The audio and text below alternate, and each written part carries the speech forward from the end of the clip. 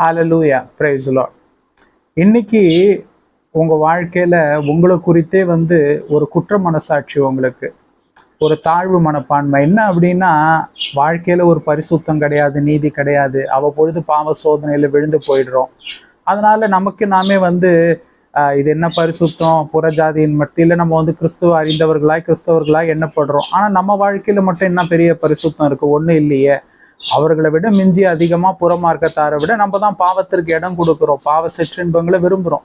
அதனால உங்களுக்கு ஒரு குற்ற மனசாட்சி, ஒரு தாழ்வு மனப்பான்மை. ஆனா கர்த்தர் உங்களை ஒரு நீதிமானா பார்க்கிறார். எப்போ தெரியுமா?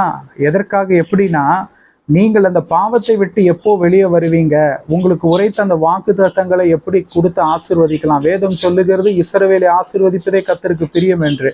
நீங்க அந்த பாவத்தை விட்டு வெளியே வாங்க, பலனை கேட்டு வெளியே வாங்க, பரிசுத்த ஆவியான துணையோடு வெளியே வாங்க. கர்த்தர் உங்களை சம்பூர்ணமா